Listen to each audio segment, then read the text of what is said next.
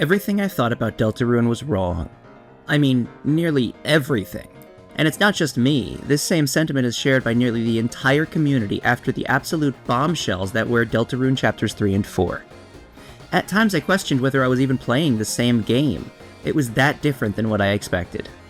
After streaming through the entire release day, it's time to sit down and look at what actually happened in Chapters 3 and 4.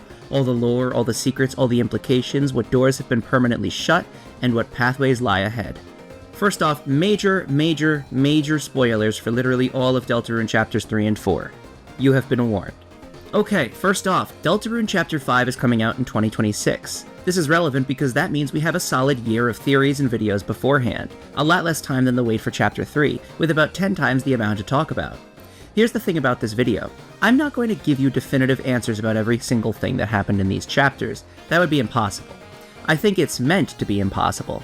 As you'll come to find out in this video, the Dark Worlds aren't exactly as easy to explain as we think. The prophecy is a complete mystery. Characters who said something in the past have turned out to be completely lying and withholding information, and there's a lot happening off screen that we can't see.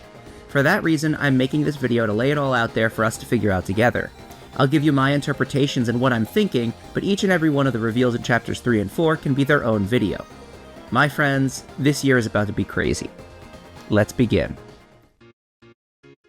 If you're here, I assume you know at least a little bit about what happened in Chapters 3 and 4, and I don't want to waste your time, so let me quickly summarize the overall plot. Chapter 3 found the Fun Gang going up against Tenna, whose primary goal is to keep Toriel locked away. Tenna is lonely because in the past he used to be watched all the time, but a mixture of modern technology and the separation of the Dreamers caused him to become obsolete. Eventually we convince Tenna to let us find him a new home, before the Roaring Knight shows up and battles us. We cannot beat the Roaring Knight, but Undyne tries to stop it from beaming Toriel to death? So the Knight dashes out of the Dark World, taking Undyne into the bunker. Susie slams on the bunker door, revealing a key code and mysterious symbols. Don't worry, we'll get there. The chapter ends with the bunker door opening for Chris after Susie goes back home. In Chapter 4, we go to church with Susie. Our goal is to figure out the code to the bunker. Susie believes the mayor must be hiding it somewhere, which is why she asks Noelle if we can hang out at her house afterwards. Hometown segment, Noelle's massive house. There, we get a moment to search the home alone. We go into December's room, look through her stuff, and find her guitar, with the shelter code written inside of it. We see the numbers 1, 2, 2, before Chris rips us out and puts us in a box in a storage room. We, the soul, then go through Noelle's vents to 2 places. First, the kitchen. Someone is on the phone talking with Chris. They tell Chris that Susie must not get the guitar, something about the Dark World, and more. We eventually make our way back to Des's room, but Chris grabs us and hides us and the guitar in the closet, just before Susie and Noelle come in. While Noelle and Susie talk, Chris tries but fails to stop us from making noise with the guitar, revealing its existence to Susie and Noelle. Susie plays the guitar for Noelle badly. Chris calls the person they were speaking to on the phone, who turns out to be Carol. Carol, Noelle's mother, is furious with Susie touching the guitar and kicks us all out of the house. We end up in a church Dark World. We meet an old man. To make a very long chapter short, the old man teaches Susie to believe in herself, the value of hope, and how there's always another path no matter how much it doesn't seem like it. That this Dark World contains the prophecy, which, by the way, the Light World also believes in. Rousey freaks out. He doesn't want Chris or Susie to know about the ending of the prophecy. Apparently, the true ending of the prophecy reveals that in order to save the world, something very bad must happen. We eventually make our way out of the Dark World, sealing the fountain, only to find that there's a second Dark World still existent within the church's inner room. Susie finds something out. The old man was actually Gerson Boom, resurrected by the darkness, bringing life to Gerson's hammer covered with his dust. Susie creates a second Dark World that is malformed and messed up, fit with an evil statue version of the old man who tries to kill us. She and Rousey fight but make up because Rousey has been keeping information from the Fun Gang. He says that it hurts sometimes to have the amount of knowledge that he does. Rousey seems to believe there is only one path forward, one ending. We seal the second Dark World and make our way to the main room. In this third Dark World, the Knight opens yet another Dark Fountain, inside the Dark Fountain, which summons a Titan. Rousey reveals that when the fountains become too strong, it creates a Titan. We fight with the Titan and the old man helps Susie throw us inside its body, allowing us to seal it from the inside. Susie runs forward and sees the end of the prophecy that Rousey is so worried about. She shatters it, starts bleeding, and then laughs, saying there's no way she or Chris would let that happen. What is that? Well, she doesn't tell us. Again, regarding the prophecy, we'll get there. We seal the fountain and go home. Susie leaves. Sans is dancing with Toriel. We go to bed only to get another call from Carol. Yes, it's confirmed to be Carol, by the way. She instructs Chris once more, saying, "Don't forget, Chris, you promised." Susie, standing outside Chris's house, talks to them, asking, "We aren't going to let that happen, right?" We don't see what she's talking about. The chapter ends with Chris climbing out the window. Finally, after an insane end credits song, Gaster speaks once more, telling us that we are at the halfway point, and asks how much longer now. My Deltarune. The end. Honestly, if there's one thing I could say about this release, it feels like the idea of a Deltarune chapter, a proper noun meaning a thing with a simple theme, main boss, crazy secret boss, and one per chapter, no longer exists. The chapters don't feel like these things that are cookie-cutter by-the-numbers collections of gimmicks anymore. The chapters feel like actual chapters of a story. Everybody was expecting the other chapters to be Chapter 2 again and again and again, a main boss, a crazy secret boss, etc., but these blew me away and surprised me in the best way possible. I have no clue what Chapters 5 and beyond will be like, and I am so excited. The tone of the story has shifted. It is way darker than before. Everything about this release is just so good. But we need to dive into what just happened. There are so many things to talk about. Based on the summary, it seems safe to say that the story has started to become a lot more focused. No longer are we having fun adventures. We're trying to get into the bunker, rescue Undyne, stop whatever Rousey is afraid will happen. That's the point, finding that alternate path that nobody believes exists. But there's a lot to discuss about the deeper lore and other mechanics at play, and don't even get me started on the weird route. Let's begin by going back to Chapter 3. In the very beginning of the chapter, we're yet again in that purpley cliffs-like area.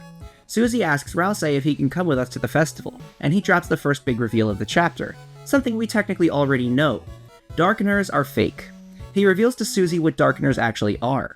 Rousey says that when things get dark, things become indistinct. A chair can look like a monster. But what if it became darker? Darker than dark? What if we could take away the light that wasn't there? Until we reached another side. If that were to happen, you could start to see things again, and hear them, and feel them. That's what a dark world is, an alternate view of reality through the lens of shadow, an illusion. This is all there is. There is no darker world, no darker than dark world. The dark worlds are the darker than dark. But the rules of the dark worlds are further stretched a little bit later, which we'll get to. Moving forward, we've got a long period of time where we play Tenna's little mini-games. Worth mentioning, the game we play has no fighting. If you get an S rank on the different boards, you can then start the second thing we're going to talk about, the Shadow Mantle quest, one of the most interesting parts of Chapter 3, in my opinion. This is Ram. Ram is a power outlet from Chris's childhood. As I said before, if you get an S rank on Tenna's boards, you can go backstage, where Ram tells Chris they've got what they know Chris really wants to play. They say Tenna changed the adventure, and made it a big old blasted line from A to B. They say Chris wants freedom, and they have the original game where you decide what you want to do. There are then 3 segments where we play Ram's game, using the knockoff controller that they provide us. Each of these segments are incredibly weird. In the first, you play as Chris with a sword defeating enemies to level up. It's worth mentioning that all of these enemies are somewhat reminiscent of Undertale characters. Eventually, you can walk off screen by breaking palm trees, and by going to the left a number of times, you'll find a chest with the ice key inside. The game then ends. In Tenna's version of the game during the actual chapter, Tenna stops us from going towards an icy patch on the second board. Back in the original game in the second segment, we can reach the Ice Palace. The door you unlock with the ice key is interesting, as it clearly shows the Deltarune with a 4th upwards-facing triangle above the other 3. Inside are more enemies and strange messages. We're told that the Forbidden Path started with ice magic. This is clearly in reference to the weird route, but it's worth mentioning that this minigame is required to get the Shadow Mantle and the next Shadow Crystal, meaning everyone playing Pacifist trying to get those will see this message. Is it a way for Pacifist players to find the weird route, hint at its existence, or is it something else? We are then told to follow the White Robe. This figure in a white robe leads us through the Ice Palace maze, presumably the one Noelle spoke about on her blog post. The white cloak, which by the way uses ice magic so it's meant to be Noelle, guides us through the maze. We get to a red door with horns and another Deltarune symbol. The text reads, "The door was locked. The ice key was used up. She was used up." The way it says used up is so disturbing to me. It seems to be referencing the way we use her as basically a toy, a device, a machine on the weird route to do our bidding, at the cost of, well, her autonomy and sort of her soul. Text appears. Well done. You found my secret hiding place, but there's nothing here, is there? Down the path is one item. The shelter key. Text appears on screen. Oh, you found that too. Perfect, just perfect. Thanks for all your hard work, Chris. Then, you were used up. The screen goes black. Chris actually flinches at this. Finally, towards the very end of the chapter, we can play one more minigame. Ram is half turned to stone. They tell us as their dying words they got one last game ready for us. The final game is in a strange city-like area. As the screen fades in, we see our soul underneath Chris's character. Rouse and Susie are here this time as wave noises play. There's a yellow cactus and a yellow bridge area. The rest is light blue. Do the colors mean anything? I can't really say just yet.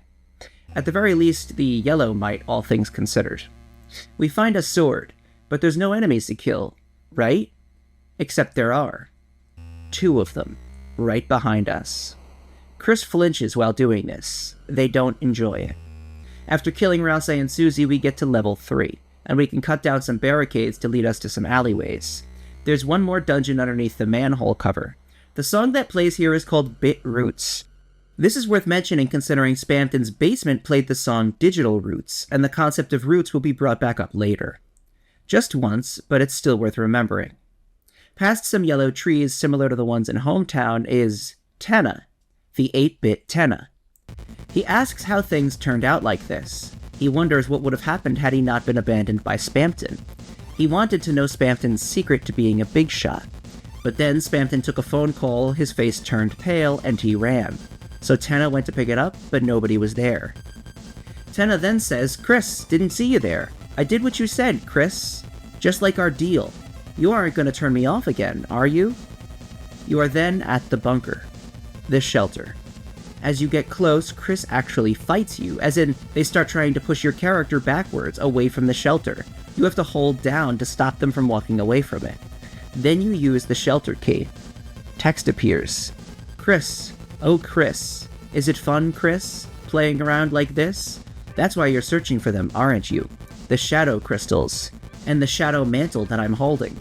Do you honestly think it'll get what you want? No, part of you is just enjoying this, isn't it? Oh, don't make that sour face. I can see in the dark, you know. The question is, can you? This boss is called E-Ram based on the title of the song that plays right before fighting it.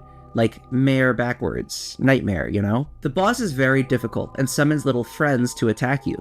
After beating it, though, there's even more interesting stuff.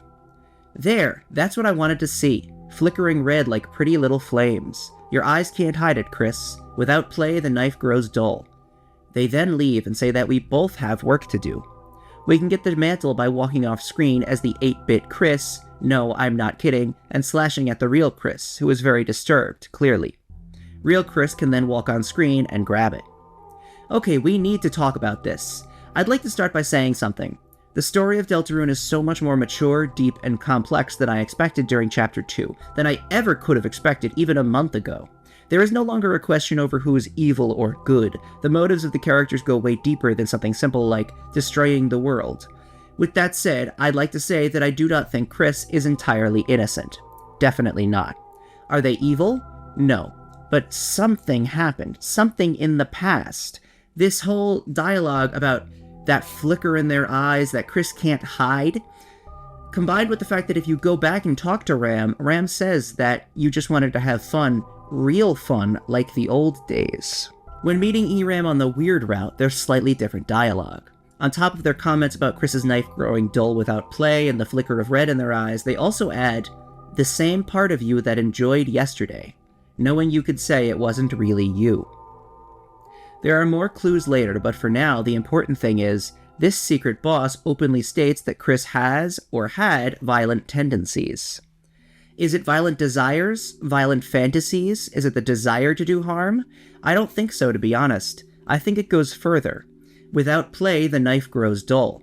That directly implies that they did things with the knife in the past. That flicker of red that they mentioned.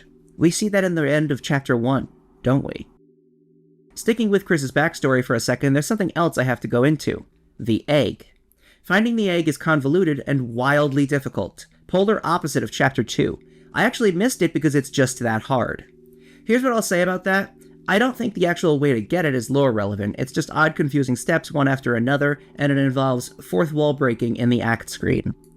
The actual egg room, though, is definitely worth mentioning. It looks like a Game Boy game. An 8-bit version of the Waltz of Seka Masada plays. The sign on the right says, "Welcome to Man Country." Before we move forward, I think this one's a relatively quick solve. It's like how the town is named Player Town, all one word. So if your name's Mike, it's Mike Town, or Johnny Town, or Woody Town. This is similar. Man Country. Also, you're in your Light World form. The blue NPC recognizes Chris, asking, "Oh, Chris, what are you doing here? Did you come here to play with us?" Chris never wants to play. Boo-hoo. Why don't you photocopy a Chris to play with us? The orange one says, "Chris, you look rather big. Have you been working out? I guess you grew up. Well, stop that." The third one says, "Copies are monochrome, but you colored each of us in with care. Maybe the pink ace was suspicious." The second sign says, "It's a man's world." There's another room on the left. The sign, "Welcome to Forgotten Island." This island is a World Heritage Site. The other sign, "Non-men are A-OK too." More NPCs. "Chris, someone was looking for you, though I don't remember who. Did you try behind the tree?" Another one says, "I'm trying to see as far as I can, but it doesn't look too good. Talk about lousy real estate. I sense nothing but evil from that place." Interacting with the nearby binoculars shows what appears to be a tree? I'm asking this because it'll come up later. Is this Rudin actually looking at the tree? Or is the tree just blocking what it's looking at? The other NPC. "We are the 7 flying aces. To cheat at cards, you copied 7 aces. It didn't work well. We got lost in the couch and ended up here." What? There aren't 7? Well, you named us. If you were good at counting cards, you wouldn't have needed to cheat. Inside the building nearby, there's the tree. Well, spring changed to summer, and summer changed to cold. And sure enough, I am the Forgotten Man. Will you forget me too? You have to tell him no. He then asks, "Are you sure? You've forgotten me many times before. Even if you meet me, I will be forgotten thereafter. Sometimes I even forget myself. I ask again, will you forget me?" Saying yes locks you out of the egg. Saying no lets him tell you a story. Once upon a time, the whole world looked like this. Do you think so? If you say yes, he says, "Really? You believe something so absurd?" Well, the world changed, society was developed, the earth was covered in water, dinosaurs appeared, an ice age. Actually, there are still dinosaurs? Is it mixed up? In any case, this island is the only place left I can talk. Do you understand what I'm saying? He says this island will disappear too. He asks if you'd like to meet with him again. If you say yes, he tells you his schedule. On Thursday, I go to sell the donuts. On Friday, I toss the leftovers into the dumpster. On Saturday, I let it cool on the windowsill. On Sunday, I harvest the wheat. Hold your breath, head to the left, and count backwards to 100. This man seems mixed up. Completely mixed up. The last thing he says is, "Now this island will disappear soon. You must depart. If you will it, we shall meet again at that place. Whether 11 hours or 11 years, Deltarune will be waiting." There are a number of conclusions we can make here. First off, the man behind the tree is officially not W.D. Gaster. The man says he can only speak on this island. We see Gaster speak in several other places. The man spoke about donuts and dinosaurs. Gaster doesn't seem the type. All that is to say, the Eggman isn't Gaster, but the Eggman does seem to be the letter writer. The Forgotten Man is what he calls himself, and it seems to be his proper name. One of the most important aspects of his meeting in Chapter 3 is that he emphasizes how we will forget him, and how we have forgotten him several times in the past. He says he has forgotten things, including himself, at times. This is exactly what the letter writer says. The Forgotten Man wrote the letter. I could say that I solved this as soon as it came out and made a whole video talking about how the Eggman was a letter writer, but I don't want to sound, too self-involved, so I won't say that in this video. I'm kidding. I'm kidding. But for real. Now, as for what the deal is with him saying the world used to look like this, like a monochrome Game Boy room, I'm really not sure. He himself questions if there's any truth to what he's saying, or if he has it all mixed up. It's hard to nail down anything specific here. That being said, I'd like to throw one random idea out there, although it's a bit of a stretch, just bear with me for 1 second. We know that the Dark Worlds are meant to feel like video games, not just to us, but to the characters in-universe too, right? Is it possible then that this more simplistic style, the 8-bit style in particular of this room, is meant to represent Chris's past? Both because it's an old game and it's probably the type of game they used to play. Combine this with the tiny little pixelated characters who knew Chris from when they were way younger, as evidenced by the one saying that Chris must have grown up. Not to jump too far ahead, but the Chapter 4 egg room does kind of back this up a little. Regardless of whether that specifically is intentional, I think it's safe to say this tree is intentionally meant to represent something that happened to Chris in the past. When the Forgotten Man tells us we'll meet again, he doesn't say we'll meet here, nor does he say we'll meet again in general. He says we shall meet again at that place. Now there are two ways to read this line. One, he's referring to the specific egg room in Chapter 4 as that place, which, again, not to jump too far ahead, but it's a hospital or mental health facility that Chris clearly went to at some point in the past. Or he's saying that that place is behind the tree in general, as in the egg tree is meant to represent an actual tree that something happened behind at one point in time that Chris saw. The Forgotten Man calling it that place is like saying that even though the egg rooms are all different, they're all meant to represent that place. Alternatively, again, he could simply be referencing the hospital. It's hard to tell. Regardless, usage of the phrase that place implies some sort of understanding. That place is somewhere Chris recognizes. It puts the location somewhere in Chris's past. We'll circle back to this when we discuss the Chapter 4 Dark World. Wow, that's a ton of Chris backstory. The important thing, I think, is that we know two major ideas. Chris has some sort of dark, regretful past in which they did something explicitly bad, something violent, possibly induced by rage, potentially for good reason, but something they still try to hide. An instinct, a desire that they struggle to suppress to some extent. The second idea we know is that the Forgotten Man and the egg trees might specifically be tied to Chris and their past. Let's talk about Lightner's Live. You play a song called Raise Up Your Bat. Rousey tries to sing a nicer version of the lyrics on screen, however, the lyrics, the original ones of course, tell a very interesting story. When the demon heart is crying and the blood is gushing bright, raise up your bat for the burning fight. When your hope is slowly dying and your future's lost its rights, raise up your bat and face the fright. Let's knock 'em dead into the night. Come follow me into the dark, with your heart as the arc, which shall shine you the way. Because I'm with you in the dark, with your heart as my mark, which shall guide you the way through the waves. Wow, interesting. I'm going to say it. I don't know if there's a ton to say here yet. This seems very much like the type of thing you'd look at the end of the game and say, oh, I guess X or Y was relevant because of this or that. There's a bit about hope dying and your future losing its rights, as in there is one path forward, future losing its rights as in you have only one future, you know what I'm saying?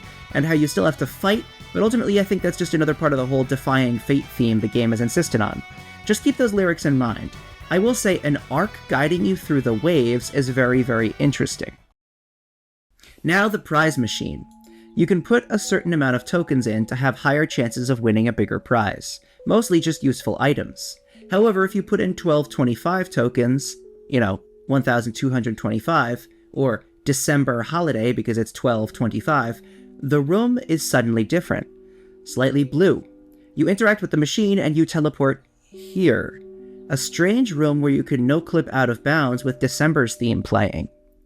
Eventually you find a blue gumball machine. Empty.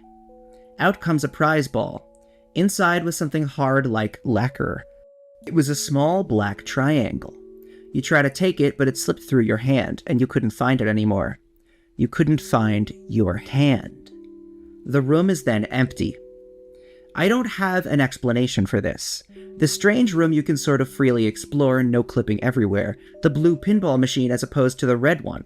The black small triangle which slips through your hand, causing your hand to disappear? I don't really have an explanation for this yet, outside of the idea that this is something that happened to December. It's worth mentioning, lacquer is typically used for many things, including sword scabbards, armor, and musical instruments. One fan theory that I've already seen is that the small black triangle is a guitar pick. I will bring this black crystal up again a little bit later. It's worth mentioning. Keep it in mind. Moving forward, the next thing worth talking about is the end of the Chapter 3 Dark World. You see, at one point towards the end, all of Tenna's minions start abandoning him. They all decide it's simply not worth it anymore, and the music stops. It starts to get cloudy? Or is it snowy? The song that plays is called Glowing Snow, so... The dark world goes quiet. Most darkeners turn to stone, even the ones that belong in the Chapter 3 Dark World. One Pippins asks why the remote control guy turned to stone, but they didn't, when the remote guy was meant for this dark world. This is for 2 reasons, in my opinion. First, I think the rules of the Dark World aren't as rigid as everyone seemed to think. There's a sort of surrealist feel to these chapters. I think arguments about the nitty-gritty of the Dark World logic is going to die down. That being said, I do have a theoretical explanation. There's a strange snowy area at the far end of the Dark World. At the end of the chapter, we run all the way to the right and see another great door, meant to represent the barrier between the end of the Dark World and the Light World. Or, more so, meant to represent the intersection between 2 different spaces, as we see it separates 2 Dark Worlds in Chapter 1. When we exit, we are outside of Toriel's house. Darkness is spilling outside. The reason that there was snow creeping into the TV world and why the Darkeners were turning to stone could be because of this door being opened. It's not a contained Dark World, and as the darkness grows, these Darkeners lose their purpose. Back to story, though. After Tenna's incredible WarioWare-esque boss fight, he openly says that this world was created by the Night. If that wasn't enough, he says it's the Roaring Night. Now, before you tell me Tenna was just stupid or didn't realize that the Night was literally right behind him, let me ask you this. Remember the Shadow Mantle minigame, where the 8-bit Tenna told Chris he did exactly what they told him to do? If you ask me, just because the Roaring Night didn't open this world, doesn't mean that they weren't still responsible for its creation. Yes, allow me to introduce another idea or conclusion to you. I admit it, you win. Chris is not the Night, but Chris is working with the Night. There is more evidence for this as we continue. Now we're at the Night, who rips Tenna to pieces. The Night is fascinating, to say the least. First, it's got a form made only of darkness. It's impossible to tell which Lightener that body belongs to, or if it even does belong to a Lightener. Examining its design, it's got 2 antlers on its head, a snout-shaped face, and a long sword that, at the right angle, could be mistaken for a baseball bat, if you're really reaching. It also has a crazy ripped-apart skeletal look to it when it screams. Most importantly, it's got 2 holes in its hands, like Gaster, and when it tries to attack Toriel, it uses the purple beam from its hands to try and suck her up? It's unknown exactly what the Knight would have done there. We fight the Knight and the battle is extremely difficult, nearly impossible. If you do enough damage to the Knight, you chip its blade, and you get that blade piece as a weapon. The blade piece equipped dialogue calls the Knight's sword the Black Knife. The Knight also drops a shadow crystal. There's more to say about the Knight though, specifically the way it transforms and morphs its body. It darts away in this sort of winged bat-like form. And it also turns itself into a ball. Say what you will about the fantasy powers of the Dark Worlds, no other Lightener can do anything like that. I'd like to mention one more thing about your weapon. It's called the Black Shard. When it's defeated and hit enough times with enough force, it also sort of glitches out a bit, like it turns to static. Am I going as far as to suggest the Roaring Knight is a fake? A phony? A Scooby-Doo cyber chase hologram made by Chris? No, not exactly. Not yet, at least. That seems like an unnecessary stretch, but the Knight's true identity is still worth questioning. I'm going to jump ahead and tell you straight out. I do not believe this is Carol Holliday's Darkener form. That's what the story wants us to think, even giving Carol a massive katana, but this time I will not take the bait. I do not think that this is Carol. The malformed shape, the way it moves, the holes in its hands, to me it feels like someone else. So let's just rip the band-aid off and ask the question. Is the Roaring Knight December Holiday? My answer is probably, or to some extent. I do not believe this is Death straight up, that December Holiday fully conscious would go around doing the things that the Knight is doing, knowing the risks. But these chapters showed that even dead people can come back as Darkeners, so I wouldn't rule it out just yet. The chapter ends with the Knight knocking down Susie and Ralsei, and then making Chris kneel, as if in worship. We've already established this. Chris is working with the Knight. Undyne then steps out of nowhere trying to attack the Knight. It's worth mentioning, Undyne is shocked. There isn't really a knowing energy to her showing up. She doesn't seem to have any idea what this thing is, and it doesn't like her either. The Knight snatches Undyne and flies her out of the Dark World, taking her all the way to the bunker. Now this raises a few questions, conclusions actually, but I'm going to get to those in a second. One thing I'd like to say about the identity of the Knight, this scene seemingly implies that the Knight has to have a Light World form. Otherwise, how could it take Undyne all the way to the bunker, crossing through the Light World? If it was December's dead body, that would probably not work. So we have to ask a new question. Is it a living December? Or alternatively, was it definitely the night that dragged Undyne into the bunker? Beyond a shadow of a doubt, there's some level of conspiracy going on here. Chris is working with the Night, and Chris is working with Carol. There's a chance the three of them are working together. And the weird route in Chapter 4 reveals that off-screen action is constantly happening, even though that might seem unfair to some of you. Anyways, to get back to the point. After the Night takes Undyne to the dark fountain that's inside the bunker, Susie slams the door, revealing the key code. There are 3 spaces to put a code in, and there are 3 symbols on the lock. One had a pine tree on it, one had a police officer's badge, the third has the Deltarune. After examining the panel and after Susie has left, the door cracks open. It does not look like Chris opened the door. I think that it was opened from the inside. We find out in Chapter 4 what these codes are during our exploration of the town. The symbols seemingly represent who has the codes to the shelter. The pine tree represents the mayor. The police badge is Undyne, as Napstablook confirms the mayor trusted Undyne with the code, and it was the one thing that made her nervous. The third key... we don't know, but I have 2 guesses. One is a certain divorced individual, except he doesn't necessarily have any association with the Deltarune just yet. The other is, of course, knowing me, Gaster. When Susie talks about the symbols, the reason she decides the mayor might have the key is because she is associated with trees, is related to the police, and goes to church, attributing the 3 symbols to being clues of sorts to figuring out who has the code. I don't read it that way. It seems clear that there are 3 people with the codes, the mayor, Undyne, and someone else. Technically, there was one other person with the codes, December, who wrote them on the inside of her guitar. The code is 122. Technically, that number means nothing, unless it's the first half of 1225, December holiday, but there were only 3 fields, presumably for 3 numbers on the electronic lock, so we'll have to get back to this later. That's all for Chapter 3. There's an incredible amount here. Confirmation that Chris is working with the Night to some extent, confirmation Chris is seen inside the bunker, details on a side of Chris that they're trying to suppress, some violent side, the side of them that wields the knife. We know that the Night has holes in their hands like Gaster and has extreme Dark World powers. The significance of snow as a symbol grows. It's no longer just connected to Noel. More information on the Forgotten Man, who is the letter writer and also not Gaster. Solid information on how the Dark Worlds work. I think there's more to talk about with some of these things, including further Night and Chris backstory speculation, but that requires us to move on to everything revealed in Chapter 4, The Prophecy. The first tiny lore drop is that Susie sees the blood stain next to Chris's birdcage and helps them clean it up. The game does not make a big point of telling us that it's not blood. Susie says it's a blood stain, then they clean it up. Odd. This chapter's first big lore drop is in the church, as we hear them sing about the Deltarune. To make a long story short, the Lighteners believe the same thing the Darkeners do, though they just don't know the full story. They just know that there is a calamity and there are heroes that will save them. We see Rousey's bedroom. Look, you guys are here for the lore portions. This video is basically all the interesting stuff that was revealed, so I don't want to go over every single character interaction that happened. But I do at least need to bring up this. I'm going to summarize about 12 different scenes from this chapter. Rousey says that because he's a Darkener, because he's not real, it's selfish to want things for himself. To want to feel things for himself. He's not real, his sole purpose should be to give to Chris and Susie.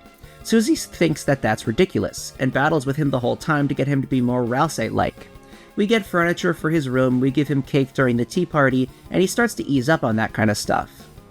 Mike is here, by the way, but it's kind of a big joke about how none of them actually know who Mike is. It's a great segment. Moving forward, we start asking around about the bunker. Like I said already, Napstablook reveals that the mayor gave Undyne a code, and that it's the only thing that really makes her nervous. Alphys also has something to say. That it's creepy and it's always been locked ever since she moved here. She says that she wonders if, even if there was some sort of disaster, whatever's inside there might be worse. She then says that if we want to go, she's only seen Undyne and the mayor go over there, so maybe we could ask them. Now this raises several questions, but I'm going to circle back once we talk about Carol when we finally meet her. Something small happens in the diner with Susie. There's a nice scene where we draw pictures of each other on the window. You don't see the pictures, but Susie talks about them. You then write something in the corner, and Susie says, "Heh, Chris, I can never tell when you're messing around." What did Chris write? There's something else that the beginning of this chapter hammers home. Asgore isn't as much of a bum as we think. He seems to be stuck doing something. When talking with Rudy at the church, Toriel says that she's grateful for Carol's financial support to him, but says she wishes that Carol did not support his you-know-what. Rudy jokingly says his you-know-what, and Toriel tells him not to say another word, but jokingly. Not too suspicious until you go to the side of Asgore's flower shop. We can see into the basement window. A corkboard is covered with tons of papers, and documents litter the floor. What exactly is Asgore working on? Furthermore, later on, when Carol is introduced, Asgore shows up unannounced, not expecting anyone there. Asgore and Carol are, in some way, possibly also working together, though I'm willing to bet Asgore doesn't know the full extent of what Chris is up to, and possibly not even the Dark Worlds or the Night. Although, there is something later that even throws this into question. There's something else worth talking about with Rudy. If you ask Rudy about being locked out, he'll ask you if you mean that Noelle is locked out of her house again. He says that he's told Carol to keep a key at City Hall, but she won't keep anything there. Carol wants to keep everything at home. Noelle once made her snowflakes to hang up at work, but Carol insisted on taking them home to preserve them. Finally, we've made it to Noelle's house. There is an Among Us reference. There isn't anything too important about the Holiday House except for Carol's katana. We can't see into Carol's room. So next up is the Dark World. I'm kidding. This is one of the craziest scenes in all of chapters 3 and 4. First off, in December's room, which is perfectly preserved, cough cough, there's army rations, tons of them, implied weed, CDs, and her guitar. Chris throws the soul in a box to stop us from reading the code on the inside of the guitar, though again we do see the numbers 1, 2, 2. After we crawl through the vents, there's a few things to see. Remember when I said that Asgore probably didn't have anything to do with the Dark Worlds, right? Well, we can see him here, and he says, "We're almost there. Aren't we, old friend? This time for sure. Tori will finally see. See what really happened. That I just wanted to protect everyone. And this time she'll have to believe me. They all will. Then we'll all be a happy family again, won't we? It sure is beautiful, isn't it? This black shard. Are you kidding me? Asgore has a shadow crystal? Asgore's whole deal is that whatever happened, he did something everyone disagrees with, even though he was trying to protect everyone? Him saying we're almost there tells me, at least, that maybe he does know about the Dark Fountains. Maybe he does know about the Night, even. Very, very interesting. I would like to quickly pause and address the Black Shard. There is sort of a question that I've seen within the fanbase over the last few days, and again, understand that this is very new discussion. This is literally day 2 of Deltarune being out, technically 3. Is the Black Shard that Asgore has a shadow crystal? We know that in the Dark World, when we get the Knight's weapon, it's called the Black Shard, a chipped piece of the blade, and it's not a shadow crystal. Asgore saying that he's holding a Black Shard could mean that they're the same thing, especially because the shadow crystals are meant to be completely see-through. The Black Shard is, as described, nearly opaque, but it's not. You can still see it. So Asgore saying that the shard is black might mean that it's not a shadow crystal. However, I'd like to also throw into the equation the gumball machine. Remember when you get that black shard from there, the small black triangle that's made of lacquer? A very hard material that's similar to glass? Well, what's the deal with that? Because that moves through your hand, and then you can't find your hand, very similar to a shadow crystal. So, what exactly the Black Shard is, and whether or not it's the same thing as the shadow crystals, is yet to be answered. The next thing we can see from the vents is Chris speaking on the phone to Carol. Yes, I know this is Carol because it's revealed in the Weird Wrap. Carol says, Dark Fountain. Next. Susie. Must not get. Guitar. Need. Soul. Without. Chris. Will. Susie. Guitar. Code. Stop. Police. Sacrifice. Next week. Church. Tonight. Chris. Dark World. No soul. Can't. Okay, there are several things worth talking about here. First off, Carol says, need soul, without, Chris will, ... tonight, Dark World, no soul, can't. I'm going to take this as her saying, right now you need the soul, but tonight, without the soul, either open or enter a new Dark World. In the end of Chapter 4, we see them, sans soul, exit their window, so they may be following these instructions. The lines about Susie, the code, and the guitar are all referencing the fact that Carol does not want Susie to get the guitar and see the code. The only lines I can't quite figure out are, police, sacrifice, next week. I don't get it. If I had to take a wild guess, and I do mean it's pretty wild, I think it could be something along the lines of, what happened to the police officer was a necessary sacrifice, but we can explain next week. That's just a guess, but hey, you never know. This isn't Carol and Chris's first interaction. Remember when I said Chris is being instructed by Gaster in the past? Yeah, scratch that. Seems to me like it's all Carol. We then enter Noelle's basement and turn off the power to activate a cutscene. But before we do that, there's a door in the basement we can't access. Interesting. Back in December's room, Chris jumps at us and fights with us in the closet while Noelle and Susie talk about Noelle's dream from the day before. We finally manage to smack the guitar, which causes Susie to find it. Chris then calls back Carol, who asks, Susie? Guitar? I'll be right there. Asgore immediately shows up, and my stream chat went crazy. For a solid second, we thought Asgore was the Roaring Knight. But no, he was just looking to steal some food. Carol then shows up. There's one thing worth talking about when it comes to Carol. The fact that she tells Chris that you are always welcome here at any time. You is in bright red, in all caps. Carol is clearly an important character. First off, her theme is just called C, like the note that was in Asgore's house. It is very, very frightening. It is dark. It's very, very odd. Like, when she entered, I was like, whoa, she is clearly being set up to be some kind of, threat in some way. Would I say that she's an evil antagonist? Again, I think that at this point, we're so far beyond who is evil and who is heroic. It's, everybody has more complex motives, but Carol, to an extent, is definitely meant to be threatening. She also looks like the Grinch. It's now time for the Church Dark World. I'm going to break this down into chunks because there's a ton to talk about. The most important thing that continues all throughout the Dark World is the prophecy. It's the name of the chapter, and it's the focus of this Dark World. Let's talk about it.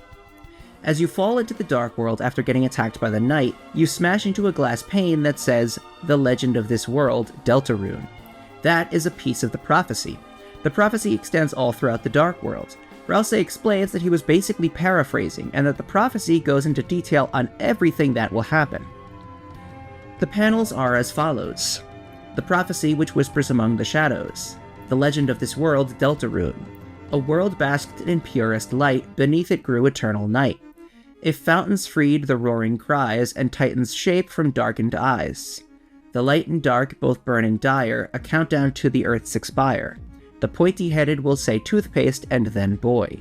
But lo, on hopes and dreams they send 3 heroes at the world's edge. The knight which makes with blackened knife shall duel with heroes strife by strife. And that's the last of them, for a while, because we meet the old man. Before I go to the old man, though, I'd like to talk about the next few prophecies. After a certain point, we seal the fountain, and after finding no way to access the innermost fountain, Susie creates a dark fountain to try and bring back the old man. Of course, Susie's dark world is different, off-color. Everything is messed around. Rousey's explanation is essentially that every dark world is different. That being said, there are more prophecies in Susie's dark world. We yet again see the prophecy that says, but lo on hopes and dreams they send 3 heroes at the world's end. We then see another one from earlier. They're out of order. This is important, because I think that this dark world hides the biggest reveal of all the chapters. Susie remarks that it's fascinating that she's part of such a prophecy. This is when we start to get more unique prophecies. Pay attention here. They are, in this order, the 3rd hero, the prince, alone in deepest dark. The 1st hero, the cage, with human soul and parts. On this one, 2 hands circle the heart. Susie says, weird illustration, plus why is it calling you a cage? And last was the girl. At last was the girl, with a picture of the Rudebuster. The 2nd hero, the girl with hope crossed on her heart. Susie's hyped because clearly this is her, right? After all, this is what Gerson was telling her in the previous Dark World, that she has the power of hope. When we see the last 2 panels, and last was the girl, at last was the girl, the 2nd hero, the girl with hope crossed on her heart, Susie attributes those both to being about her. But it's not. Before we do more prophecies, I'm going to reveal something massive to you. The prophecy is messed up. Susie is not one of the 3 heroes of legend. First off, this does not look like Susie, but hey, that's weak evidence. This Dark World, though, is not weak evidence. Susie's Dark World has one thing about it. It's messed up. It's in the wrong order. Bookshelves are on their side, things are out of order, everything is messed up, and this is addressed several times. So look at the 4 prophecies we see. The 3rd hero, the prince, alone in deepest dark. Then the 1st hero, the cage with human soul and parts. Then, and last was the girl, at last was the girl. But then, the 2nd hero, the girl with hope crossed on her heart. Again, Susie assumes the last 2 prophecies are both about her. But the prophecies are out of order. Here's the way it's supposed to go. The 1st hero, the cage with human soul and parts. The 2nd hero, the girl with hope crossed on her heart. The 3rd hero, the prince alone in deepest dark. And last was the girl. At last was the girl. That's how it's supposed to go. Susie is not one of the 3 heroes. She's something else. The girl with hope crossed on her heart and at last was the girl are 2 different girls. I think it's obvious who the 2nd hero is. It's Noelle. So now with that in mind, let's see more prophecies, understanding that Susie assumes it's her, except it's obviously Noelle. Love finds its way to the girl. The girl. The girl. And then more and more copies of the girl, over and over and over and over and over. Finally, the last prophecy, the story's end. To save the worlds, there is only one way. But then we're interrupted. Before we continue, I want you to think about this. The 4th triangle on the Ice Palace door, the one pointing up, indicating a lightener. The way Gaster reacts to Noelle's name. The image of the girl. Noelle is a part of the prophecy, as is Susie. For whatever reason, Rousseau's version doesn't include Noelle. Why does someone want this to be so? Only time will tell. Except there is something else. You might tell me, Noelle doesn't use swords though, and you'd be right, except there is a sword we could make using the thorn ring, isn't there? It's also worth mentioning that Chris is described as a cage with human parts. To me, that doesn't sound like Chris. Susie even asks why it would describe them like that. To me, the cage with human parts is the vessel. The vessel was meant for the prophecy. The vessel, Noelle, and Rousseau, and clearly Susie to some extent. Finally, we get to the 3rd Dark World. This one is back to normal. No twisty nonsense here. Before a final few prophecies, there are 3 specific ones to note. First, a picture of Asgore with a crown saying the Flower Man trapped in asylum. Why is Asgore trapped? What does it mean in asylum? Secondly, the angel banished will finally meet with its desire. We can't actually see this one because it's blocked, but Rousseau tells a very freaked out Susie that's what the angel looks like, which Susie finds hard to believe. It makes Chris uncomfortable to look at. The last one is hidden in a secret room, accessible by finding the glass window with an egg in it. It's 2 trees and a house. There's just one word. Roots. Nearby is an NPC who says, I heard something in between. In between. It was mixed up. The children tale, grow, would where the forest lost, followed, pointed. The poor children. That sentence is all jumbled up, but we can easily rearrange it. Lost is capitalized, meaning it's the first word in the sentence. Tale has a period, meaning it's the last. We know lost where the forest would grow is part of it because of the Spamton Sweepstakes URL. Therefore, the full sentence is, lost where the forest would grow, the children followed the pointed tail. The poor children. I'm not even going to try and figure this one out right now. The only character I could think of with a tail that might be pointed is Susie, but I doubt that's what this NPC is referencing. The last prophecies here are all in the final room of the Dark World, and they are as follows. The last prophecy, the story's end. And then when all hope is lost for the tale, the final tragedy unveils. To save the worlds, there is only one way. Susie shatters the final prophecy. We'll never see what it is. Only then will the worlds be saved. Susie openly laughs at the final prophecy. She says there's no way we would let that happen. It seems to be implied that at the very end of Chapter 4 when she says we won't let that happen, right? This is what she's talking about. Whatever the last part of the prophecy is what Susie doesn't want to let happen. Now, I'm not going to waste time with random guesswork. The point that needs to be made is this. The world can be saved, for sure, but it requires something so comically undesirable that Susie swears we'd never let it happen. I've seen people suggest that this means that Chris has to die, or that there has to be a sacrifice, or that something bad has to happen to one of the party members, but I'm not so sure. If this prophecy said that in order to save the world, Susie would die, I doubt Susie would say something like, "We'd never let that happen." It seems to be, in my opinion, based on my reading, something that they voluntarily do.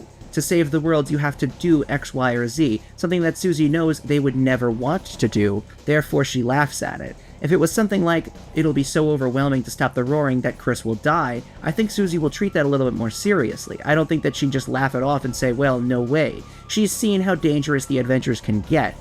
I think, personally, it's something that they do. Some have suggested that a sacrifice has to be made, might be what it said. Something along the lines of, to save the world, a sacrifice must be made. Sacrificing the girl, or sacrificing Rousey, regardless. I'm not sure. I think that's a pretty good suggestion. It could have something to do with the fact that there are really 4 heroes of the prophecy, but I'm not sure. I'd like to throw another thing out there.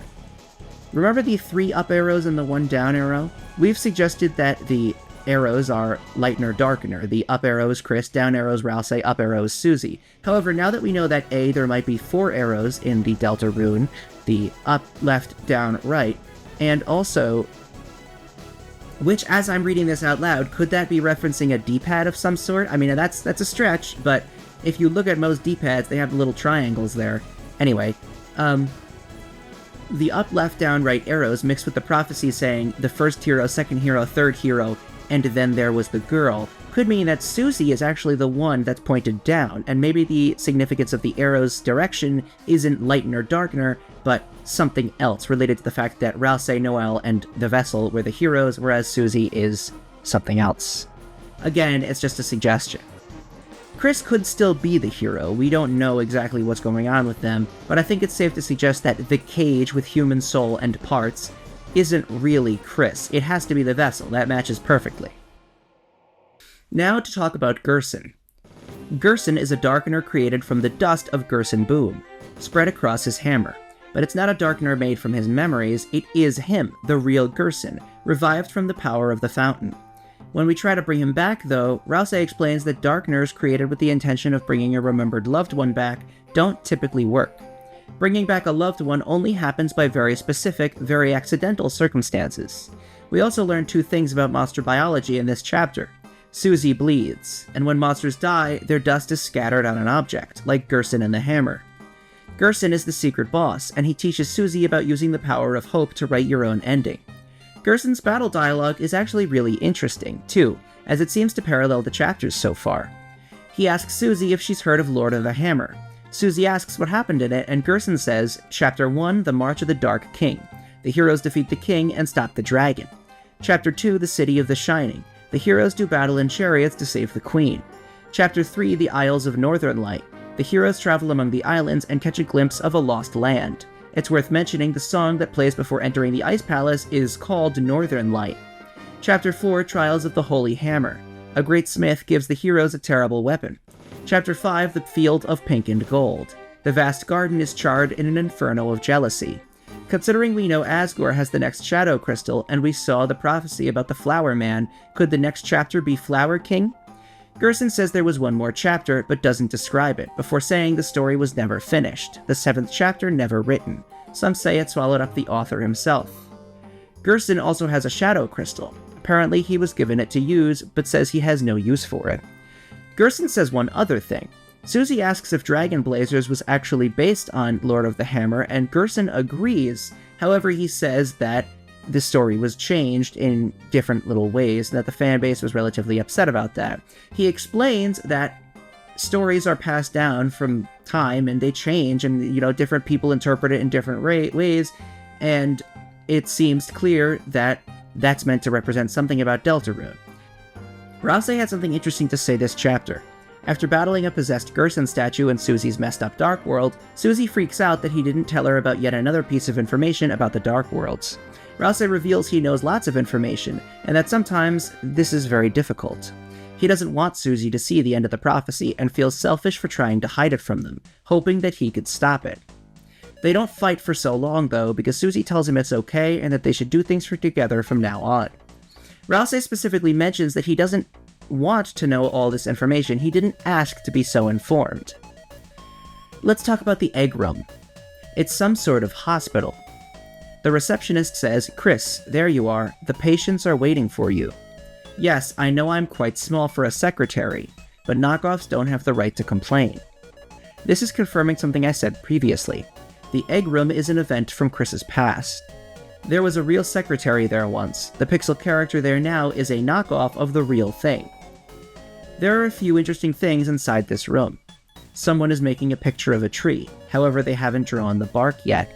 Someone else says, "Oh, I'm sorry, I was so into drawing I didn't notice you. Are you here for art club?" Right, this is where we draw pictures and don't kill each other. What am I drawing? Oh, don't look, I'm not finished yet. How did I get here? I can't say I remember. I was in such a rush I didn't look where I was going at all. The man is in this room, and he smiles and points. Chris finds an easel and picks up a pencil. It's worth mentioning that the Spamton sweepstakes page, the one that had us draw the tree, the one that said the poor children, was called Therapy. Is this art therapy? They began by sketching what they had seen behind the tree, but as they sketched, the line began to err, as if the pencil had lost its way. So they started again, drawing over the lines that they had previously made. Many times they would suddenly halt, or the pencil drifted into a new drawing.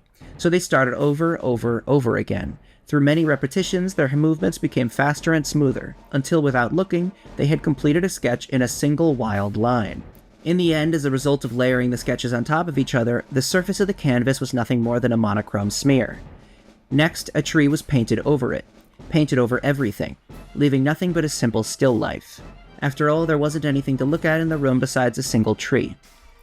After you get up to wash your hands at the sink, the dialogue says you can never wash it all away. Afterwards, the man is gone. Talking to the secretary one more time, they say, "Well, how did the session go?" They say art is therapeutic. Which one of you was the patient anyway? To me, this confirms that this is art therapy. Chris was the patient. Could that mean that the man was the doctor? After all, he pointed out the canvas to Chris. The other individual in the art therapy says that they draw and not kill each other. But this makes me wonder if Chris is there specifically to not kill people. Especially considering that they can never wash it all away, it seems there was something in the past that Chris probably did that they can never forget. Is it tied to what they saw behind the tree? Probably. They saw something they don't want to remember or even draw, so much so that they placed a big tree in front of it. I'm going to go ahead and say something else. I think that there might not have even been a tree in the place Chris saw whatever it was. The tree represents their repression. It's possible that there was a tree and something was behind it, sure, or the tree could be something they place over top what it was they actually saw in their mind so that they don't have to see it again. Remember, the dialogue when Chris starts to draw is, they began by sketching what they had seen behind the tree. Was there a tree, or was there not a tree? Regardless, they saw something. Remember in the Chapter 3 egg room, when the NPC says that there's evil in that place, except they're staring directly at what looks like a tree? Perhaps that tree isn't really there. It's only there to block out whatever is behind it. It's interesting now that the Chapter 3 egg room has the Forgotten Man telling Chris that they've forgotten him many times before. Is it possible that the Forgotten Man isn't some crazy joke NPC, but actually someone's from Chris's past? Someone that Chris is trying to repress? Regardless, I think that the point of the Forgotten Man can now be figured out. The Forgotten Man is trying to help Chris remember something. Whatever it was that happened to them. The Valentine's letter says the man needs to help someone. They're showing up every chapter trying to get Chris to remember. Back in art therapy where they went after it happened. I think the Forgotten Man is trying to help Chris remember. I don't think the Forgotten Man is what Chris saw behind the tree when it really happened. So what did Chris see? Or what did Chris do? Finally, we get to the end of the chapter. The night is directly revealed by Susie based on something she says, to not be able to defeat the Lighteners in the light world. It's heavily implied that this is a real limitation for the Knight based on its reaction. The Knight opens another dark fountain and summons a Titan. We battle with the Titan as well as its spawn, climbing up to it to try and seal it. The battle is extremely difficult and can only be won with the help of the old man. Susie dunks Chris into the Titan and we seal it from the inside, saving the day. There's not much I have to say about the Titan. It is pretty much what we expected. A totally awesome fight, and we know now that it's not inherently tied to the roaring. It can be created just because, but otherwise it's what I think most people expected it to be like. Back in the church, there's a closet. Interacting with it says, just like in the library, a large person could fit inside. Chris can turn the handle, but they won't open it. It's unknown as to whether someone is inside or not. Finally, we go back home. One after another, interesting things happen.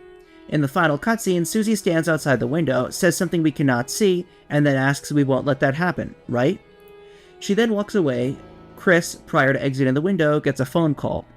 Chris, don't forget. Chris, you promised. Finally, Gaster has something to say. Well done.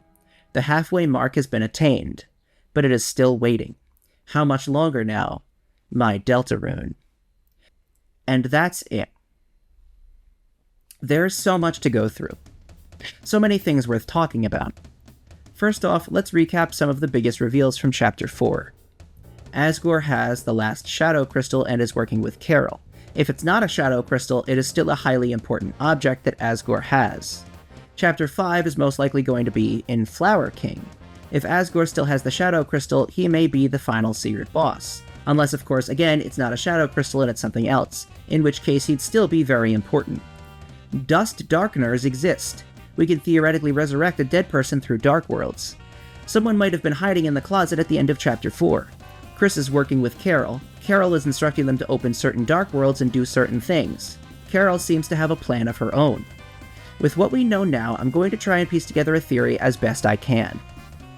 Something happened a long time ago to Chris. It could have been before they were adopted by the Dreamers, maybe after. They saw something or did something. Regardless, they felt guilt. Could there be two incidents, something before their adoption tied to the tree, and something from after their adoption, tied to Dess's disappearance? It's plausible, but I think the safe answer is that there's really only one thing that happened. I think there's only going to be one explanation as for what happened to Chris. Technically, there could be multiple traumatic incidents, but Chris's backstory, I feel, needs an Omori-like cutscene that kind of explains it all for us. Based on the ending of Chapter 3, I do think that I have a pretty solid idea about the shelter. Undyne did not know who the Knight is. She attacked the Knight and was then kidnapped, taken to the bunker. With that in mind, we know something. Undyne is not working with Carol inside the bunker. So why give Undyne the code, then? Well, here's my suggestion. Perhaps Carol gave Undyne the code to help secure it. Not so much to go in and help her inside, but to keep anything else from coming out. If anything were to happen, Undyne would have the code. Whatever is inside the bunker is dangerous enough to be worth giving the code to Undyne. Of course, Carol has been inside the bunker, as has Chris. What's inside the shelter? Well, the Roaring Knight, who, I personally think it's safe to say, is some fragment of December Holiday. The Knight is pure black and able to shift into different forms, and it drops a Shadow Crystal. It's plausible that the Knight is actually made of Shadow Crystals. Regardless, it's not human. It's not exactly a monster, either. It seems like a corpse. My theory? It's December. Chris knows December is in there, the mayor knows December is in there. We know that the mayor is big on preservation, to the extent of preserving Noelle's paper snowflakes that were given to her. There's no way that, if given the opportunity, Carol would keep December alive to try and fix her, rather than allow her to die. This is what's going on. The reason that Carol is working with Chris, and Chris is willingly going along with it, the reason that Undyne had to be kidnapped because Undyne isn't in on this. Maybe, remember when I said earlier that over the phone, Carol could have said the police was a necessary sacrifice and we could explain next week? Maybe that's what's going on here. This is not some evil plan from Carol, it's a desperate plan to save her daughter, and she thinks that once this is all over, once they fix this, they could explain it next week. Asgore might be tied to this. He could feel that by resurrecting December, everybody will see that he probably was tied to December's disappearance at this point, right? Like, we can confidently say that that seems to be what happened. Some people have suggested that Asgore shut the bunker doors while December was in there after seeing something dark or evil in there with her. That's a pretty good idea, but I'm not so sure just yet. Personally, though, I don't have any suggestions as to what Asgore saw. So this is what I'll do. The best possible way to break into theory territory in chunks. Chunk 1. Chris's past. Did they have violent tendencies? Did they do something they are guilty over? Did they witness something terrible that they cannot unsee?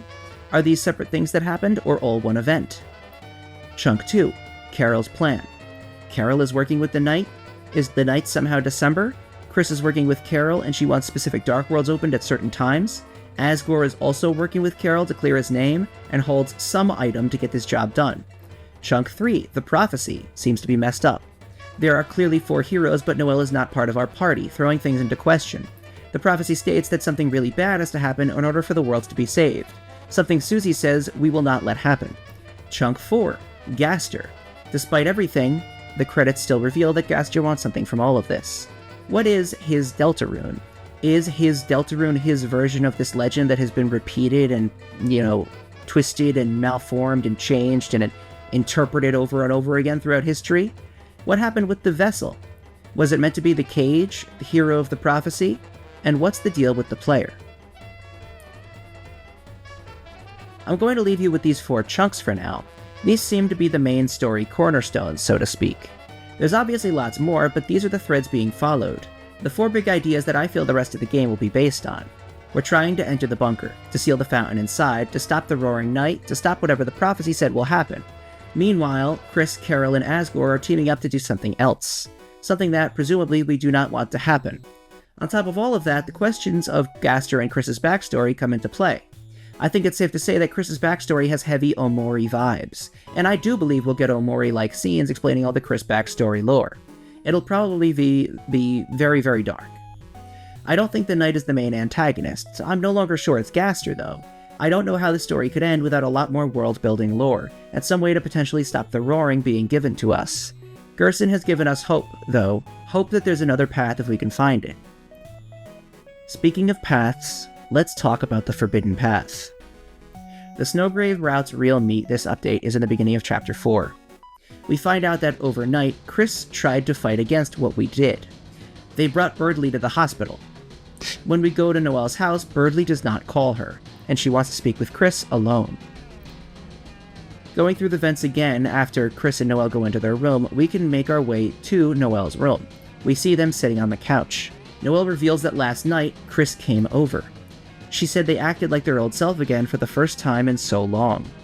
They said to her that it was all just a prank, that it was all a bad dream, and they're sorry they stole her watch. It was all just a prank. Then they pulled the thorn out of her hand. Noelle said something else, though. They said, apparently, not to talk about it, because someone might hear. Chris desperately tries to stop her, but she asks who might be able to hear.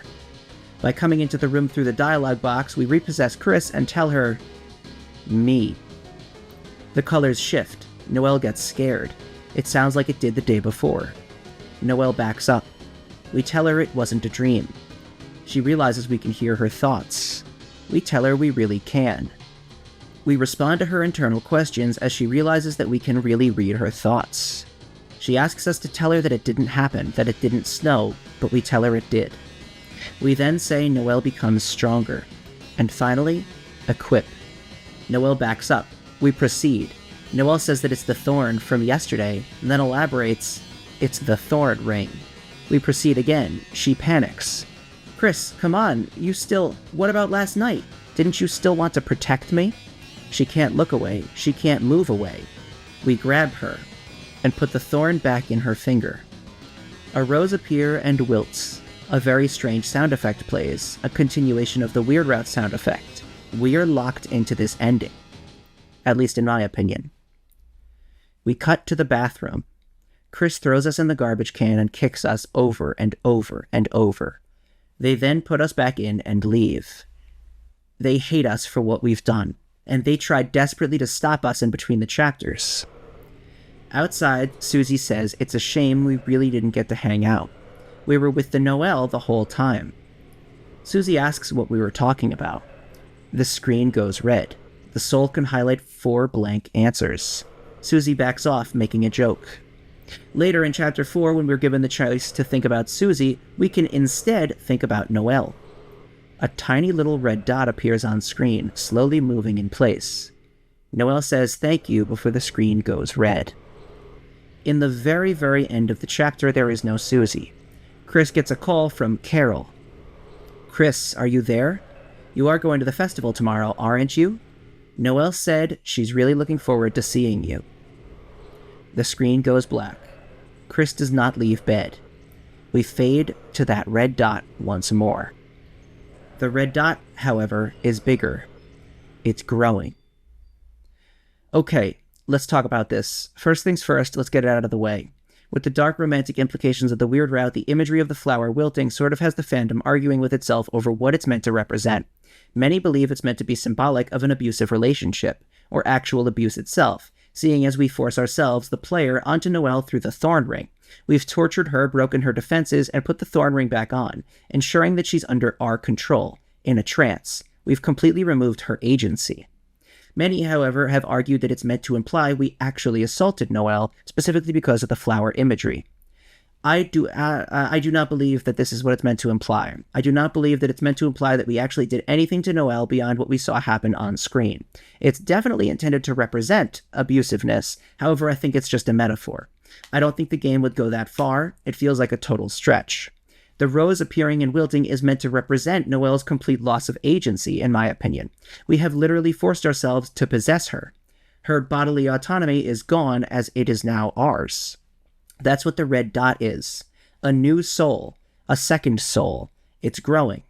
By the end of Chapter 2, it's a little bit bigger than it was before. I'm sorry, at the end of Chapter 4. Man, it's crazy to say that out loud, right? At the end of Chapter 4, wow. Yeah, at the end of Chapter 4, it's a little bit bigger than it was before. I believe at some point we're going to move on from Chris fully and possess Noelle for the rest of the weird route. To furthermore back this thought up, Toby this morning, is June 6th, Toby removed the rose from the scene, presumably because the fandom all sort of believed that that's what it was meant to represent, something a little bit more explicit. Toby removed the rose and now it's gone.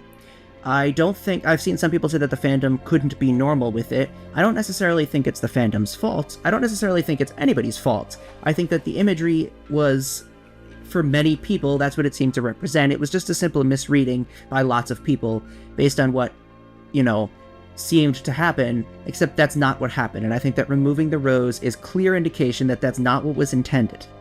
I don't know what this route is about anymore. I can't say. This was so dark. Way darker than the genocide route was, even. And with that, I believe I've covered all the lore and reveals from Chapter 3 and 4. Don't get me wrong, there's so much more to talk about. Actual theories to make. I dished out a few here and there in this video, but I want to start thinking about actual put-together theories to answer some of those questions. These chapters were incredible. The tone was so different than what I expected, but I totally loved it. I am so excited to find out what's next. If I missed anything in this video, please write it in the comments and I will pin it. There might be more lore stuff that I missed that, is still in there. I doubt it. I dug really deep, but, there might always be something. I really loved this chapter, these chapters. Again, crazy to say. They completely blew me away.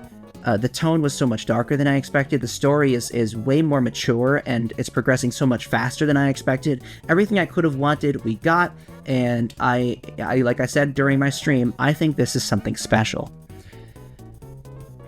Thank you for watching this video. If you have any of your own theories, I'd love to hear them in the comments. I will absolutely be doing another theory review video at some point in time, so send your theories to spookydoodtheories@gmail.com. With all of this new knowledge that we have, I feel like everything can be called into question. There's so much worth talking about, so make sure to tell me in the comments what you think is going on with these new chapters. What do you think about some of my ideas? Do you think that the art therapy was something from Chris's past? Do you think that Gaster's Deltarune is his version of this story that so many people have their own version of? Tell me below. Thank you for watching, make sure to like and subscribe, and I'll see you very soon for more Deltarune Chapters 3 and 4 theories.